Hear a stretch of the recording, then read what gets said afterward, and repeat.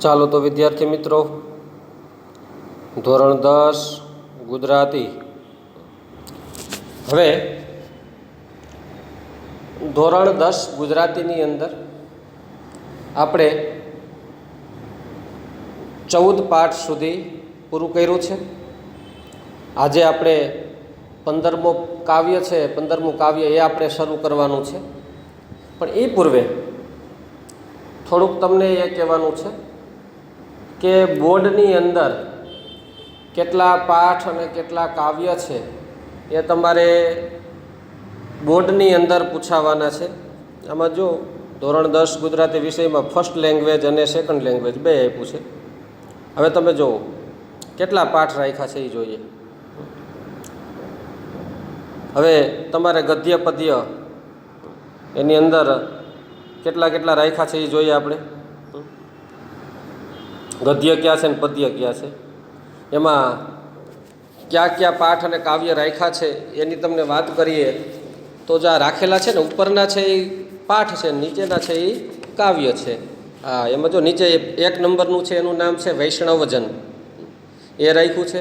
બીજો પાઠ છે રેસનો ઘોડો, એ પણ રાખ્યો છે. ત્રીજું શીલવંત સાધુને એ કાવ્ય છે, એ કાઢી નાખ્યું છે. ચોથું છે ભૂલી ગયા પછી એ એકાંકી છે, એ પણ કાઢી નાખ્યું છે. જે એટલે કાઢી નાખ્યા છે નીચે અહીં બાજુમાં જ લખ્યા છે આ રીતના આખા. હા, ચોથો પાઠ છે ભૂલી ગયા પછી નરેનભાઈનો, એ કાઢી નાખ્યો છે. પછી 5મું કાવ્ય છે દીકરી, એ રાખ્યું છે. છઠ્ઠો પાઠ વાયરલ ઇન્ફેક્શન, એ રાખ્યો છે. 7મું હું એવો ગુજરાતી, એ રાખ્યું છે, જો અહીં નીચે છે. 8મું છત્રી, એ પણ રાખ્યું છે. 9મું કાવ્ય છે માધવને દીઠો છે ક્યાંય, હરીન્દ્ર દવેનું, એ પણ રાખ્યું છે. 10મો પાઠ છે ડાંગ વનો અને, એ કાઢી નાખ્યો છે.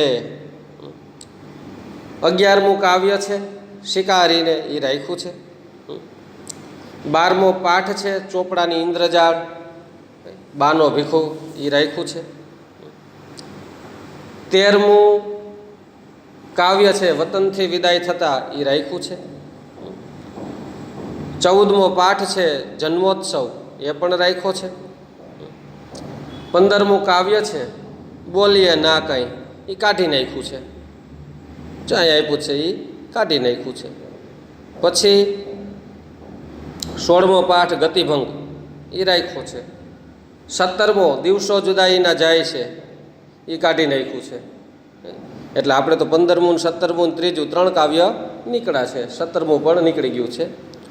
પછી 18મો પાઠ છે ભૂખથી પણ ભૂંડી ભીખ, એ રાખ્યું છે. 19મું કાવ્ય છે એક બપોરે, એ રાખ્યું છે. 20મું પાઠ છે વિરલ વિભૂતિ, એ કાઢી નાખ્યો છે. 21મું કાવ્ય છે ચાંદલિયો, એ રાખ્યું છે.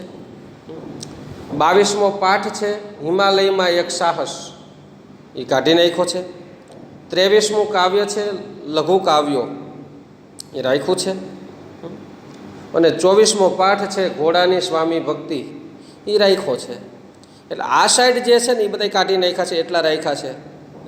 કાઢી ક્યાં નાખ્યા છે તો કે આ જે છે ને એ બધા કાઢી નાખ્યા છે ને.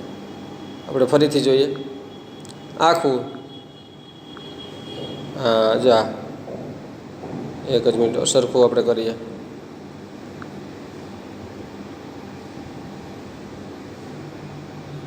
હા જે છે એટલા કાઢી નાખ્યા છે, બરાબર છે. અને ગ્રામરની વાત કરીએ તો શું કહે છે, કોઈ પણ વ્યાકરણ લેખન મુદ્દાને દૂર કરેલ નથી. એટલે ગ્રામર બધું ભણવાનું છે, બરાબર. પાઠ કાવ્ય ક્યાં છે ને ક્યાં નહીં, ક્યાં રાખ્યા છે ને ક્યાં નથી રાખ્યા, જે આ બાજુના છે એ રાખેલા છે અને આ છે એટલા કાઢી નાખ્યા છે. પણ હા, અભ્યાસ તો બધો કરવાનો છે. બોર્ડમાંથી પરિપત્ર ગઈકાલે જ થયો છે કે બધા પાઠ કાવ્યો છે એ વિદ્યાર્થીઓને ભણાવવાના જ છે. પરીક્ષામાં ભલે ન પૂછાય પણ ભણાવવાના બધા છે. શા માટે? જેથી કરીને વિદ્યાર્થીઓનું નોલેજ છે એ ઘટે નહીં, બરાબર છે. એટલે આ પાઠ કાવ્ય છે એમાંથી ક્યાં તૈયાર કરવા ને ક્યાં તૈયાર ન કરવા, જો આમાંથી એટલા પાઠ કાવ્ય પૂછાવાના નથી તમારે બોર્ડની પરીક્ષાની અંદર. અથવા તો આપણે પણ દિવાળી પહેલાં એક એક્ઝામ લેશું 50 માર્કની, તો આમાંથી જે હશે ને એ નહીં પૂછાય. એટલે તમારે નોંધ કરવી હોય તો કરી લેજો, પછી અમને કહેતા નહીં કે સાહેબ આમાંથી ક્યાં પાઠ પૂછાય ને ક્યાં નહીં પૂછાય. આ ઘણા પૂછે કે સાહેબ આમાંથી ક્યાં પૂછાય ને ક્યાં નહીં પૂછાય. એ હવે તમારે જોવાનું છે ક્યાં પૂછાય ને ક્યાં નહીં પૂછાય. બરાબર ને? કે લખવું જોશે આ પાઠ પૂછાય ને આ નહીં પૂછાય. આ છે જ, આ એ કોઈ પૂછાવાના નથી. ચોથું પાઠ, 10મો પાઠ, બરાબર, 3જું કાવ્ય ને 15મું કાવ્ય, 17મું કાવ્ય, 20મો પાઠ ને 22મો પાઠ, આ એ કોઈ પૂછાવાના નથી. એ સિવાયના પાઠ કાવ્ય પૂછાશે અને ગ્રામર તો બધું પૂછાવાનું જ છે. એટલે એમાં ક્યાંય ઓપ્શન નથી. બરાબર? એટલે તમારી રીતના ચોકડી મારી દેજો તમારી જે અનુક્રમણિકા હોય એમાં. હવે આપણે શરૂ કરીએ છીએ આપણું કાવ્ય. કયું છે કાવ્ય આપણું? બોલીએ ન કંઈ, એવું કાવ્ય છે આપણું. હા, ભલે પરીક્ષામાં નથી પૂછાવાનું છે ને, આપણે જોયું એમ 15મું કાવ્ય નથી. હજી જોવું તો જોઈ લ્યો, પછી કહેતા નહીં. જો રહ્યું અહીંયા 15મું કાવ્ય, એ નથી પૂછાવાનું. એટલે આપણે આ જે છે પાઠ આપણો શરૂ કરીએ છીએ. બરાબર છે? કાવ્ય છે એ બોલીએ ન કંઈ. કોણ છે લેખક? અને બીજું કે સંસ્કૃતમાં પણ આવી રીતે તમને હું આપી દઈશ કેટલું પૂછાશે ને કેટલું નથી પૂછાવાનું. એટલે કેટલી તૈયારી કરવી ને કેટલી ન કરવી તમને ઓટોમેટિક ખબર પડશે. બરાબર? હવે બોલીએ ના કંઈ, શું કવિ કહેવા માગે છે? એના લેખક છે રાજેન્દ્ર શાહ. જન્મ ક્યારે થયો? તો કે 28/1/1913. અવસાન ક્યારે થયું? 10/1/2010. વિચાર કરો જી, આ મહાશય છે એ 97 વર્ષ જીવા રાજેન્દ્ર શાહ. 1913માં જન્મ છે અને 2010માં એનું છે મહાપ્રયાણ થયું. જન્મ પણ પહેલા મહિનામાં છે જાન્યુઆરીમાં, મૃત્યુ પણ પહેલા મહિનામાં જ છે. બરાબર છે? એટલે થોડાક દિવસ ઓછા રહ્યા, 18 દિવસ. ને તો જો 18 દિવસ મોડા એ મહાપ્રયાણ કર્યું હોત તો જન્મ તારીખ ને મૃત્યુ તારીખ બે એક થઈ જાત. એટલે 97 વર્ષમાં માત્ર 18 દિવસ જ ઓછા રહ્યા, એટલું જીવ્યા. બહુ સારું જીવ્યા. બહુ ઊંચા ગજાના કવિ છે. ગુજરાતીમાં 5 મહાકવિઓ એવા છે કે જેણે ભારતીય જ્ઞાનપીઠ એવોર્ડ મળ્યો છે. જે ભારત લેવલે હોય, જ્ઞાનપીઠ એવોર્ડ. એ જ્ઞાનપીઠ જે પુરસ્કાર છે ને એમાં કોને કોને મળ્યો છે ખબર છે? એક તો છે ઉમાશંકર જોશી, નિશિત એનો જે કાવ્ય સંગ્રહ છે એમાં મળ્યો છે. બીજું છે પન્નાલાલ પટેલ, એને માનવીની ભવાઈ માટે મળ્યો છે. અને ત્રીજા રાજેન્દ્ર શાહ છે, જેને ધ્વનિ માટે મળ્યો છે. ચોથા રઘુવીર ચૌધરી છે, એને પણ એવોર્ડ મળ્યો છે. ને હજી 5મા એક કવિ કોણ છે કે એને પણ જ્ઞાનપીઠ એવોર્ડ મળ્યો છે. હું ભૂલી ગયો એનું નામ. બરાબર? એટલે 5 જણાને ગુજરાતના કવિઓને મળ્યો છે. એટલે આ ઉચ્ચ ગજાના ગુજરાતના શ્રેષ્ઠ, જેમ 5 આંગળીઓ જેની ઉપર આપણે નામ લઈ શકાય એવા 5 ગુજરાતના શ્રેષ્ઠ ધુરંધર કવિઓમાંના એક છે રાજેન્દ્ર શાહ. એનો પરિચય આપણે મેળવીએ. રાજેન્દ્ર કેશવલાલ શાહ કપડવંજના વતની હતા. કપડવંજ જે છે એના વતની હતા. ધ્વનિ, આંદોલન, ઉદગીતિ, શાંત કોલાહલ, મધ્યમાં, વિષાદનો સાદ વગેરે તેમના કાવ્ય સંગ્રહો છે. અને કાવ્યો લખ્યા, ધ્વનિના નામથી લખ્યા, આંદોલન, ઉદગીતિ, શાંત કોલાહલ, મધ્યમાં, વિષાદનો સાદ વગેરે એના આખા સંગ્રહો છે, કાવ્યના બુકો છે. પછી મોરપીંછ, આંબે આવ્યા મોર જેવા બાળ કાવ્યના સંગ્રહો છે. બાળકો વિશે પણ એને કાવ્યો લખ્યા છે. મોરપીંછ, આંબે આવ્યા મોર જેવા. એમણે કેટલાક પદ્ય રૂપકો, એકાંકીઓ, વાર્તાઓ અને અનુવાદો પણ આપ્યા છે. પદ્ય રૂપકો, રૂપકો એટલે નાટકો જે કાવ્યના ડાયલોગમાં હોય એ રીતે. પછી એકાંકીઓ છે, એક અંકની નાની નાની નાટિકાઓ છે એ છે. પછી વાર્તાઓ છે અને અનુવાદો પણ ઘણાય છે એના કર્યા છે. ધ્વનિ કાવ્ય સંગ્રહ માટે તેમને જ્ઞાનપીઠ પુરસ્કાર મળ્યો હતો, જે ભારતીય જ્ઞાનપીઠ પુરસ્કાર કહેવાય ને. હા, અમુક વર્ષો પછી અમુકને આખા દેશમાંથી કોકને જ મળે છે. પછી દેશમાંથી એકાદા વ્યક્તિને મળે. ગયા વખતે લગભગ આગલા વર્ષે કે કોને મળ્યો તો અજિતાભ ઘોષ, ઇંગ્લિશ વિષયમાં એને આપ્યો હતો, પણ ગુજરાતી વિષયમાં આને પણ મળ્યો તો. કઈ સાલમાં મળ્યા હતા એ બધા તારીખ સહિત છે, પણ બધું યાદ નથી. એટલે આ જે લેખક છે એને ધ્વનિ કાવ્ય સંગ્રહ માટે તેમને જ્ઞાનપીઠ પુરસ્કાર મળ્યો હતો. તેમને રણજીતરામ સુવર્ણચંદ્રક, ગુજરાત સાહિત્ય અકાદમી, ગાંધીનગર અને દિલ્હીના એવોર્ડ પણ પ્રાપ્ત થયેલા છે. ભાઈ જ્ઞાનપીઠ મળ્યા હોય તો આ તો બધા મળે જ ને. ઘણાઈને મેઘાણી એવોર્ડ મળે ને, ઘણાઈને બીજા એવોર્ડ મળે ને, તો એ બધા તો આપણા ગુજરાતના લોકલ એવોર્ડ કહેવાય.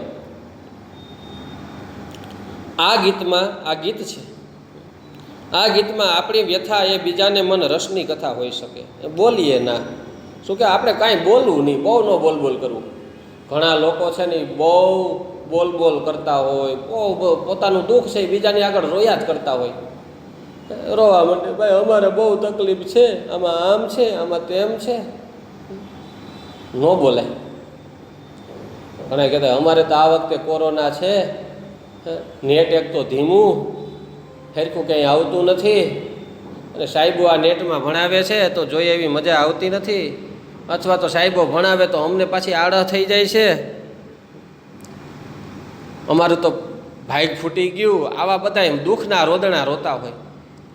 લેખક એટલે જ કહે છે બોલીએ ના કાંઈ ભાઈ. આપણે આપણું દુઃખ વ્યક્ત કરીએ ને એ બીજા બધા તો હરખાતા હોય, એને મજા આવે. એ તો અમુકના આપણી આગળ દુઃખ જાણી જોઈને મૂકે કે જો અમારે એટલું દુઃખ છે, એટલે આપને એમ થાય કે ના ના એ વ્યક્તિએ આપણી આગળ દુઃખ વ્યક્ત કર્યું છે, તો આપણે આપણું દુઃખ વ્યક્ત કરવું જોઈએ. ઘણાને ટેવ હોય જાણી જોઈને એ પોતાની ઘરની વાત કરે કે અમારા ઘરની અંદર છે ને ભાઈ ફલાણું આમની નામ બહુ છે, એટલે એ વાત કરે ને એટલે આપણે આપણા ઘરની વાત કરવા માંડીએ. અમારા ઘરમાં તો ભાઈ તમારે તો હજી સારું, અમારે તો આનાથી આમ વિશેષ છે, અમારે તો આનાથી બહુ ખરાબ છે, આમાં આમ છે ને એ તેમ છે ને એ ઢીકડું છે ને એ પૂછડું છે ને એ લોકડું છે ને એ ફલાણું છે ને. દેશી ભાષામાં આપણે ગુજરાતીના આવા બધા શબ્દો ફલાણું, ઢીકડું ને પૂછડું ને લોકડું ના મંડીએ આપણે વાતો કરવા. એ આપણી પાસેથી જાણતા હોય કે આને આપણે એક વાત કહેવું તો એની પાસેથી 10 વાત કઢવી નાખશું. એટલે જ કવિએ જો ડાયલોગ શરૂઆતમાં જ કીધું છે. શું એ કીધું છે કે આ ગીતમાં આપણી વ્યથા એ બીજાને મન રસની કથા હોઈ શકે. બીજાને તો ઇન્ટરેસ્ટ થાય. હા, ઓલું દુઃખ ભર્યું પિક્ચર ન જોતા હોય, કરુણ પિક્ચર, હા એની જેમ એ તો રસ લેતા હોય કે આપણે તો મફતનું પિક્ચર જોવા મળે છે. એટલે વ્યથાને સહન કરવી અને કોઈને ફરિયાદ ન કરવી. વારે ઘડીએ બધાને ફરિયાદ કરતા મને આમ છે ને મને તેમ છે ને. ભાઈ સમસ્યા બધાયને છે, તમને એકને છે એમ નહીં, બધાયને છે. જગતમાં બધાય સુખી નથી હોતા, જગતમાં બધાય કાયમી દુઃખી હોતા નથી. આ સુખ અને દુઃખ બધું આવ્યા કરે. જેમ તડકો ને છાંયો આવે, કાયમી શિયાળો નથી હોતો, કાયમી ઉનાળો નથી હોતો ને કાયમી ચોમાસું નથી હોતું. હા, હમણાં તો વરસાદ વરસે છે. હા બોલો, ચોમાસું વહી ગયું તોય વરસાદ છે. એટલે દુઃખના દિવસો કેવા છે? આ માવઠાના વરસાદ જેવા. આ ખેડૂતોને બિચારા ખેતરમાં પાથરા પડ્યા હશે, ઘણાઈને કપાસ ઊભો હશે, ઘણાઈને ચારો ખુલ્લો હશે, વેપારીઓ હશે તો ઘણાઈને ગોડાઉનમાં માલ હશે, અથવા તો ગોડાઉનની બહાર પણ અમુક સ્ટોક કરી રાખ્યો હશે વેપારીઓએ. જે જ્ઞાની માણસો હશે, નોકરિયાત માણસો હશે, તો એને આ ગારાની સિઝનની અંદર, વરસાદની અંદર પોતાને જે સાહિત્ય પડ્યું હોય, પોતાની બુકો પડી હોય, પોતાના ડોક્યુમેન્ટ હોય, તો એ બધા પલળવાની બીકરીઓ. બધાને ભાઈ તકલીફ તો બધાને રહેવાની છે.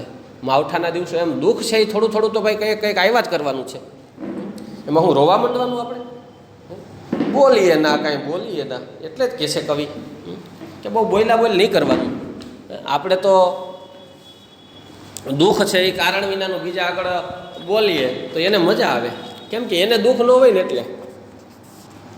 એટલે વ્યથાને સહન કરવી અને કોઈને ફરિયાદ ન કરવી, એ આ ગીતનો ભાવ સૌંદર્ય રાગી રીતે આલેખ્યો છે. સૌંદર્ય રાગી, સુંદર રીતે રાગમાં આલેખ્યો છે. માણસો વિનાના માર્ગ પર આપણે આપણા જ શબ્દો ગાતા ચાલવાનું છે. માણસો વિનાના માર્ગમાં જ્યાં કોઈ ન હોય, જે માર્ગની અંદર કોઈ ન હોય એવી જગ્યાએ આપણે આપણા શબ્દો ગાતા ચાલવાનું છે. જ્યાં કોઈ ન હોય ને કોઈ આપણે ટેકો નથી કરવાનો. કોઈક હોય તો આપણે જંગલમાં જતા હોય તો કોઈ સામું મળે તો આપણે હેલ્પ કરે. આ જગત છે ને એ નિર્જન જંગલ જેવું છે. તમે જંગલમાં હોય અને કોઈ ન હોય, જંગલમાં હોય કોઈ, હા કોક નહીં કરે ભાઈ ગયા.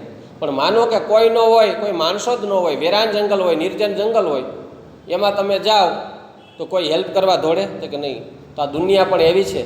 આ તમને દેખાય છે કાંઈ માણસો છે, પણ નહીં, આ વૃક્ષો છે, વૃક્ષો, આ ઝાડવા છે, ઝાડવા, તમને કોઈ હેલ્પ નથી કરવાનું. હા, નીકળે 2-5 વૃક્ષો, જે હજારોની સંખ્યામાં 2-5 વૃક્ષો જેવા નીકળે, બાકી તો બધા કાંટાળા બાવળ જેવાય અમુક નીકળે. હામાં તમે એને સપોર્ટ લ્યો, એને તડકો લાગતો હોય, તમને દુઃખ હોય તડકારૂપી, અને તમે એની છાયામાં જાઓ તો અમુકના કાંટા લગાડે. કોક જ આંબા જેવા, પીપળા જેવા, વડલા જેવા હોય, 2-5 વૃક્ષો હોય કે જે તમને ટેકો કરે. બધાય ટેકો કરતા નથી, બધાય હેલ્પ કરતા નથી. સમજાય છે? એટલે જ કવિએ કીધું છે કે માણસો વિનાના માર્ગ પર આપણે આપણા જ શબ્દો ગાતા ચાલવાનું છે. કોઈ ગામ આવે, અનેક લોકોને મળીએ, છતાં આપણે તો એકલા જ ચાલવાનું છે. કોઈ ગામ આવે ને અનેક લોકો, આપણે મુસાફરી કરતા હોય, આપણી જીવનરૂપી મુસાફરી, એમાં કોઈ ગામના પાદરમાં તમે જાઓ તો માણસોના ટોળા ભર્યા હોય. મેળો હોય, મેળો એટલે ઓલો લોકમેળો હોય એમ નહીં, પણ 200-500 માણસો તો ન હોય, પણ કોઈ 5-25 માણસો હોય. વિચાર કરો જી, તો 5-25 માણસો ત્યાં ગામને પછવાડે ઊભા હોય તો આપને શું ફાયદો થવાનો? આપણે હાલતા હોય તો એ શું આપણા ભેગા ભેગા હાલવાના છે? ન હાલે. આપણે તો એકલા જ જવાનું છે. એટલે અનેક લોકોને મળીએ, છતાં આપણે તો એકલા જ ચાલવાનું છે. ભલે ને સરસ તારામઢી રાત હોય કે રણનો તડકો હોય, સરસ મજાની આકાશમાં તારલાઓ હોય, ચંદ્ર હોય, એવી રાત્રિ હોય અંધકારની, કે કદાચ ભયાનક રણ હોય, ધગધગતો તડકો હોય, તાપ હોય, છતાંય કોઈ આપણા ભેગું હાલવાનું નથી. આપણી વ્યથાને આપણે જ સહન કરવાની છે. હા, આપણા ભાઈ ભાંડેડા હોય, સગા હોય, મિત્રો હોય, સ્નેહીજનો હોય તો એ હેલ્પ કરે, પણ કેટલી હેલ્પ કરે ભાઈ? 2%, 5%, 10%, કંઈ હોય 100% તમને કંઈ તમારું જીવન એ ન જીવી નાખે.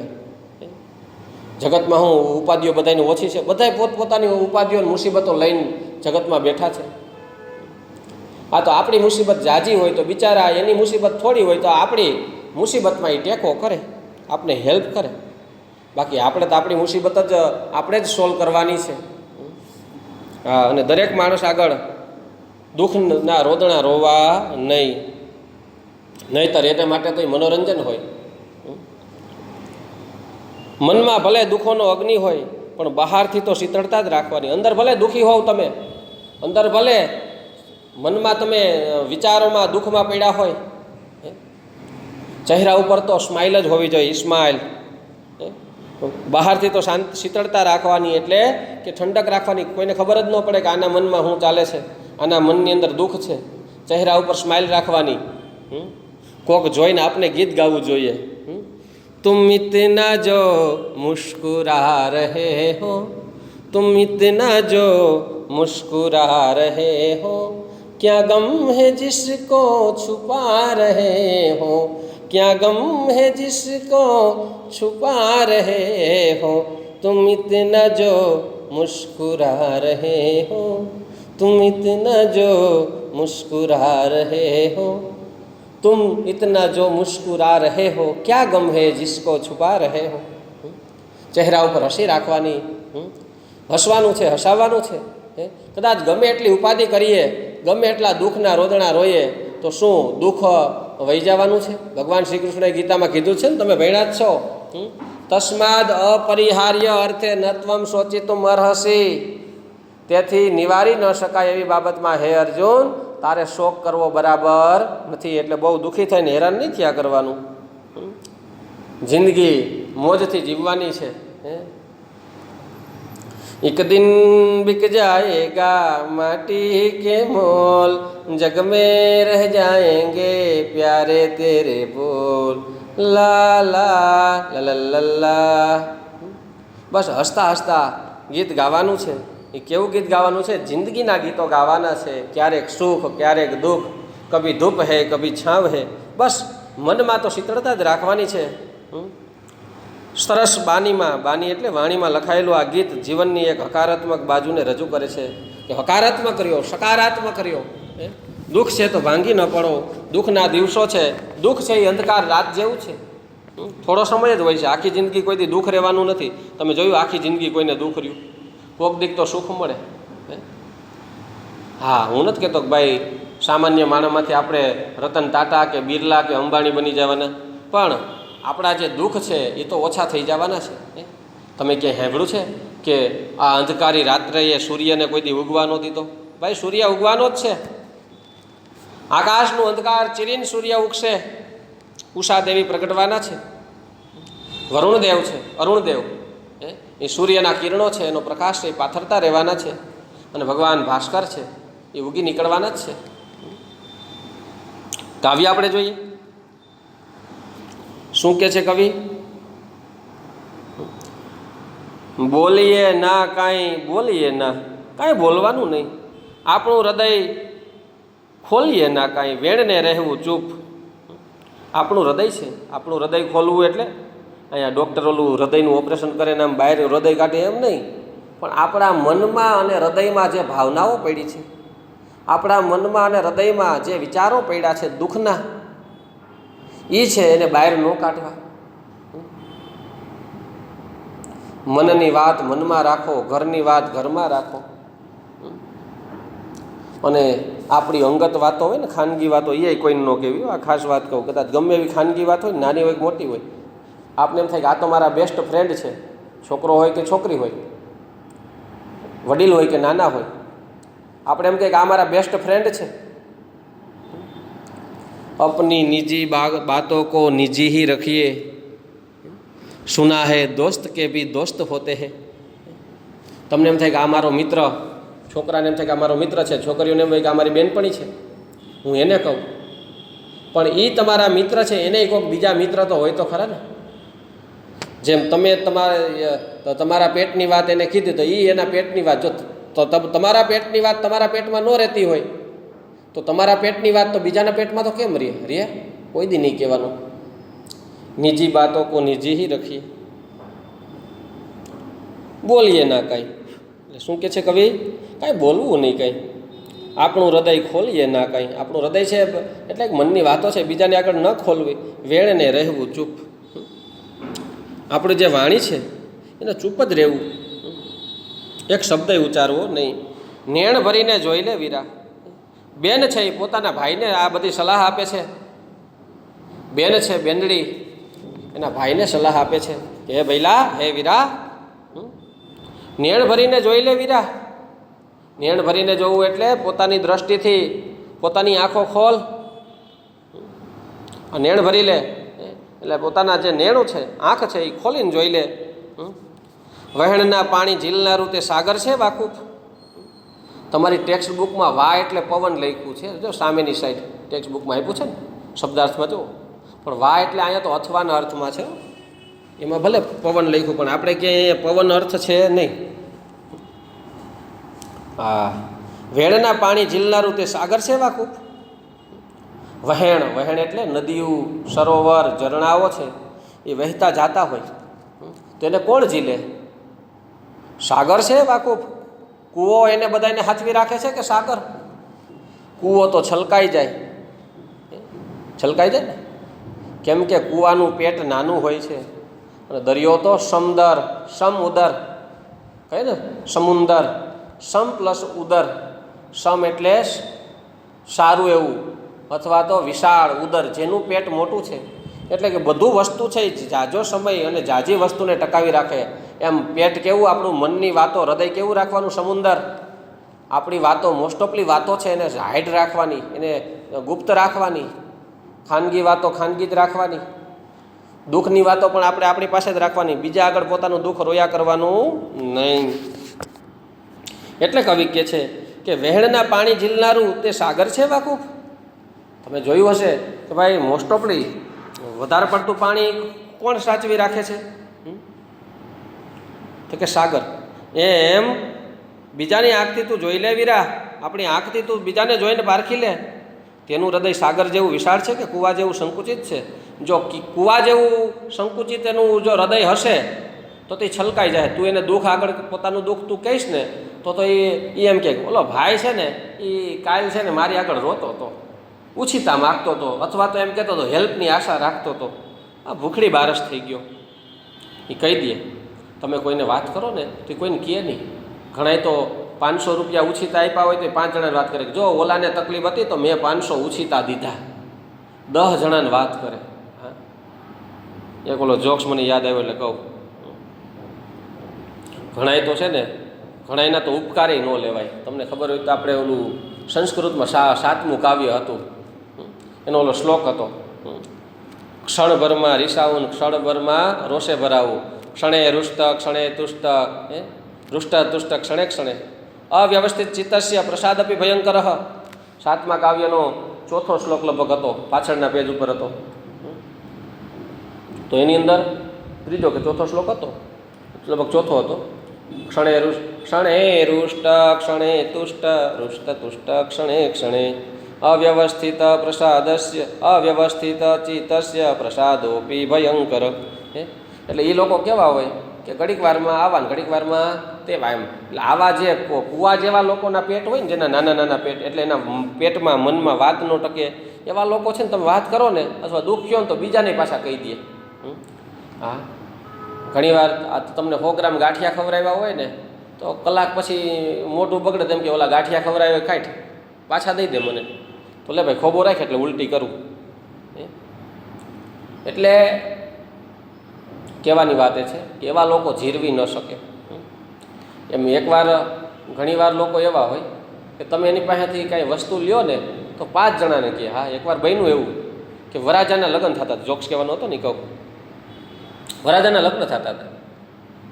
એટલે જાનની અંદર કપડાં બપડાને બધું 4 વ્હીલ ને બસ ને બાંધીને ગયા હોય. બન્યું એવું કે વરાજાનો શર્ટ હતો ને, શર્ટ એ ક્યાંક એકાએક બગડી ગયો, ગંદો થઈ ગયો. સફેદ શર્ટ શૂટની અંદર પહેરવાનો હોય ને એ વરાજા સ્પેશિયલ, બરાબર છે કે ભાઈ સામૈયામાં આ કપડાં પહેરવા, ને જ્યારે ઓમાં જાશું ત્યારે શેરવાની પહેરશું ને, જ્યારે ફેરા ફરશું ત્યારે શેરવાની છે ને, જ્યારે હું મંડપમાં જાય ત્યારે શૂટ પહેરીશ ને. તો વરાજાને શૂટમાં બેસવાનું હતું, બરાબર છે. એટલે પોખવા આવ્યા સાસુમાં ને એ બધું આવવાના હતા, બધા મહેમાનને વરાજાને મળવા આવે ને, ચા પાણી પાવાના હતા બધું.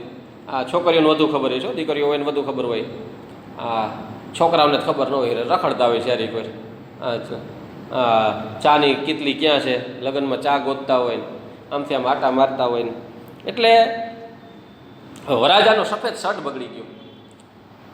હવે જોડી તો આમ બધા એક પ્રસંગ હોય એના માટે જુદી જુદી 4-5 જોડી કપડાં લીધા હોય. તો હવે શૂટ સ્પેશિયલ સીવડાવ્યું હતું 5000નું, હવે શર્ટ બગડી ગયો, ડાઘ પડી ગયો, હવે કરવું શું? તો એના મિત્ર સર્કલે હતા, એમાંથી એક જણાને પૂછ્યું કે કોઈ પાસે સફેદ શર્ટ છે? તો કે હા. એક જણો કે ઓછા પેટવાળો હતો, કૂવા જેવું પેટ હતું, સાગર જેવડું નહોતું, એટલે કૂવા જેવો પેટવાળો હતો. એણે કીધું કે હા મારી પાસે સફેદ શર્ટ છે, હાલ્યો નવો જ છે. તે વરાજાને દીધો. પછી વરાજાને કપડાં બદલાવા હતા, એટલે બહાર કે હાલો મિત્ર સર્કલ બધા બહાર વહી જાઓ. તા ઓલા સામેથી કન્યા પક્ષવાળા આવ્યા કે ભાઈ આમાંથી વરાજો ક્યાં છે? કે વરાજો તો એ મારો શર્ટ પહેરે છે. એ કે ઓલા શું કીધું? વરાજો તો મારો શર્ટ પહેરે છે અંદર. બોલો, એ હાહરવેલ વાળાને કહી દીધું કે આ વરાજો છે એ મારો શર્ટ પહેરે છે. તા તો વરાજો અંદરથી સાંભળી ગયો અને શર્ટ પહેર્યો હતો ને પાછો કાઢીને ઓલા મોઢા ઉપર ઘા કર્યો કે હાલે તારો શર્ટ. હું કદાચ ઉઘાડા ડીલે પહેરવા જાય, ખાલી પેન્ટ પહેરીને પહેરવા જાય, અથવા તો અંદર છે એ બરાબર છે સફેદ શર્ટ નહીં પહેરું, માથે ઓલું કોટ છે ને એ પહેર લે, કાં કોકનું લીલું પીળું ગુલાબી ફાટેલું ટી શર્ટ પહેરી, પણ તારો શર્ટ તો ન જ પહેરું. શાલા આ હાહરવેલવાળાને કહેશો તારા પેટમાં વાત નથી ટકતી? એટલે કહેવાની વાત એ છે કે વહેણના નેણ ભરીને જોઈ લે વીરા. એ ભાઈ તું જોઈ લે, સામેવાળો વ્યક્તિ છે એ વેણના પાણી ઝીલનારો સાગર જેવો એનું મોટું વિશાળ હૃદય છે કે કૂવા જેવું નાનું હૃદય છે? એટલે એ પહેલાં જોવાનું. કોઈક મોટો હૃદયવાળો હોય, તમારો સાચી લાગણી કે તમને કહેતો હોય, તો એવા વ્યક્તિ આગળ તમે થોડીક દુઃખની વાત કરો ને તો બરાબર છે. વન વેરાને માર્ગ વિજન. વન વેરાને, વન જંગલની અંદર વેરાન જગ્યા, સુમસામ જગ્યા છે, અને ત્યાં માર્ગ રસ્તો કેવો વિજન. જન એટલે માણસો ને વિજન એટલે માણસો વિનાનો. વિઝન એટલે દ્રષ્ટિ. ઇંગ્લિશમાં VISON નહીં, વિઝન એટલે જન વિનાનો, નિર્જન, વિજન. વન તરફનો માર્ગ કેવો છે? નિર્જન છે, જ્યાં સીમ સુની હોય, કોઈ હોય નહીં ત્યાં આપણું, કોઈ હોય નહીં. સીમ જ્યાં સુની ગુંજતી કેવળ આપણું ગાયું ગાન. ત્યાં તો સીમ ખાલી ખાલી હોય, કોઈ હોતું નથી. અને ત્યાં તો આપણું ગાયેલું ગાન ગુંજવાનું છે, આપણે જે બોલતા હોય આપણું ને આપણું જ હોય, ત્યાં કોઈ આપણે હેલ્પ ન કરે. એમાં દુનિયા પણ એવી છે, તમને માણસો દેખાતા હોય પણ એ ઝાડવા જેવા છે, એ કોઈ ખરેખર માનવતાવાળા નથી કે તમને ત્યાં હેલ્પ કરે. અને શું કે છે આગળ, ગામને આરે હોય બહુજન, ગામનો આરો. તમે માર્ગ જીવનરૂપી માર્ગમાં આવેલા જતા હોય ને એકાદું ગામ આવે અને એનો આરો એટલે છેવાડો એટલે ગામનું પાદર હોય, એમાં ઘણા માણસો આવતા જતા હોય. ગામ હોય તો ત્યાં માણસો હોય પાદરમાં, કોઈ જતા હોય ને આવતા હોય ને 5-25 લોકો ત્યાં ગામના પાદરે બેઠા હોય, મંદિરે ને ઓટલે ને બધે. ગામને આરે હોય બહુજન, ગામના છેવાડો હોય ત્યાં તો ઘણા બધા લોકો હોય ને. લખનો મેળો મળ્યો રે ત્યાં કોને ને કોની તાન. લખનો મેળો એટલે કે લાખો લોકોનો ત્યાં મેળો મળ્યો હોય. અહીં લાખ એટલે 1 લાખ સંખ્યાની વાત નથી, પણ હામટા માણસો જાજા લોકો ત્યાં ભેગા થયા હોય, ત્યાં કોને ને કોની તાન, ત્યાં કોને કોની પડી હોય, હવના કામમાં હવ હોય. મેં કીધું ને બધાયને જીવનમાં તકલીફ હોય, બધાયને સમસ્યા હોય, બધાયને કામકાજ તો હોય જ છે, હોય કે ન હોય. મને કોઈ દુઃખ આ પોતાનું વ્યક્ત કરે કે ભાઈ મને આમની દુઃખ છે, તો ભાઈ મારી સમસ્યા હોય. બેંકના હપ્તા બાકી હોય ને, લોન ભરવાની હોય ને, મોટરસાઇકલ હમી કરવાની હોય ને, આ બાકી હોય ને, તે બાકી હોય ને, છોકરાઓની સ્કૂલની ફી ભરવાની હોય ને, થોડીક છોકરાઓ હાટું કપડાં લેવાના હોય ને, મકાનમાં થોડુંક કલર કરવાનું હોય ને, મારે સમસ્યા હોય. કોઈ એમ કે મને ભાઈ આર્થિક નહીં, મને થોડુંક શારીરિક મહેનત કર, મારા ભેગો 1% આવીને તું હેલ્પ કર. તો ભાઈ મારે સ્કૂલે ભણાવવા જવાનું છે, મારે ત્યાં લેક્ચર લેવાના છે, હજી ફલાણા ભાઈને ત્યાં એના કોઈક સગા ગુજરી ગયા ત્યાં બેસણામાં જવાનું છે, મારી પાસે સમય ઓછો છે, પણ છતાંય કાંઈ વાંધો નહીં, હું તારા ભેગો આવું, તને એક કામ કરું, હું માર્ગદર્શન દઉં, અથવા તો તું ત્યાં જાજે, ફલાણા ભાઈ હશે એને ફોન કરાવજે, હું બધું ચિંતિત, એ ભાઈ છે ને તને ત્યાં હેલ્પ કરશે. એટલે મારે 2 કલાક ખોટી ન થવું, અને ત્યાં તો 10 મિનિટનું જ કામ છે, એ ભાઈ તને કરી દેશે. એટલે આવી હેલ્પ માણસ કરે, પણ કાંઈ તમારા ભેગા જ કાંઈ તો તમારા બધાય કામ એ ન કરી દે. લખનો મેળો મળ્યો હોય, લાખોની સંખ્યામાં માણસો ભેગા થયા હોય, ત્યાં કોણને કોની તાન, ત્યાં કોને કોની પડી હોય. માનમાં જવું એકલ વિરામ. માન એટલે સન્માનની વાત નથી, પણ માણસોની વચ્ચે હે પહેલા એકલા જ જવું. બધાની વચ્ચે માણસો હોય ભલે, તો એમાં આપણે એકલું જ જવાનું, આશા રાખીને નહીં જવાનું. આપણે આપણા કામ ખુદ ઉકલવાના છે, આપણે તો એકલા જ ચાલવાનું છે. એકલા જ આવ્યા મનવા, એકલા જવાના, સાથી વિના સંગી વિના, એકલા જવાના. એકલા જ આવ્યા મનવા, એકલા જવાના. આપણે એકલા જ આવ્યા છીએ અને એકલા જ જવાના છે. ખાલી હાથ આવ્યા છે ને ખાલી હાથ જ જવાના છીએ. અને જિંદગી ભગવાને થોડી દીધી છે, તો એ હસતા મોઢે સુખ દુઃખ બધું સહન કરી અને બધું સ્વીકારી લેવાનું છે. ઓલા પિક્ચરનું ગીત છે ને, એક પલકા જીના ફિર તો હે જાના, તોહફા ક્યાં લેકે જાइए દિલ્હી ये बताना, खाली हाथ जाएंगे हम, खाली हाथ आए थे हम, खाली हाथ जाएंगे, बस प्यार के 2 मीठे बोल जिल मिलाए, तो हंस क्योंकि दुनिया को है हंसाना, ए मेरे दिल तू गाए जा, એ આઈયા ઓ આયા. ભલે પિક્ચરનું ગીત છે, પણ સરસ મજાનો ઉપદેશ આપે છે કે જીવનની અંદર સુખ દુઃખ આવવાના છે, અને આપણે આપણો માર્ગ છે એ ખાલી હાથ આવ્યા હતા, ખાલી હાથ જવાનું છે. એટલે બહુ ચિંતા નહીં કરવાની અને એકલા જ ચાલવાનું છે. માનમાં જવું એકલ વીરા. તારલ્યો અંધાર કે ઓઢી રણનો દારૂણ ધૂપ. તારલ્યો અંધાર ઓઢી, આ તારલિયાઓ છે, અંધારી રાતને ઓઢી લીધી છે કે તારા માટે અંધારી રાત હોય. શું કીધું? તારલિયો અંધારે ઓઢી. આ તારલિયાઓ છે, તારાઓ છે, એણે અંધારી રાતને ઓઢી લીધી છે. આ તારલાઓએ એવું લાગે ને આપને, અંદર તારલાઓ છે ને માથે એણે ચાદર ઓઢી લીધી હોય અંધારી રાતની. તારલાઓ અંદર દેખાય છે, પછી અંધારી રાત ઓઢી લીધી કે તો એ રાતની પાછળ ઓલી બાજુ શું છે કે આપણે ન દેખાય. તારલિયો અંધાર કે ઓઢી, તારલિયાએ અંધારાને કે ઓઢેલી રાત હોય એમ હોય કે પછી રણનો દારૂણ ધૂપ. દારૂણ એટલે ભયાનક કાળઝાળ. એ કદાચ રણની અંદર ધગધગતો તાપ હોય, કોઈ પણ વસ્તુ હોય. આપણી વ્યથા એટલે કે છે કે આપણી વ્યથા અવરને મન તો રસની કથા. બીજાને તો રસ જાગે, એને તો આપણા પ્રત્યે આમ જાગે, હે શું થયું પછી કે ભાઈ અમારે આમને આમ તકલીફ થઈ, ગઈકાલે ફલાણા નોટિસ દઈ ગયા, હરે બહુ કરી, પછી શું થયું, નોટિસનો તમે શું જવાબ દીધો?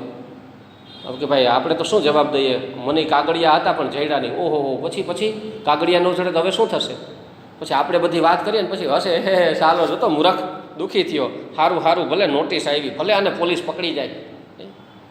અવરને મન તો રસની કથા ભાઈ. શું કે છે? આપણી વ્યથા, આપણું દુઃખ છે, બીજાને માટે તો રસ જાગે.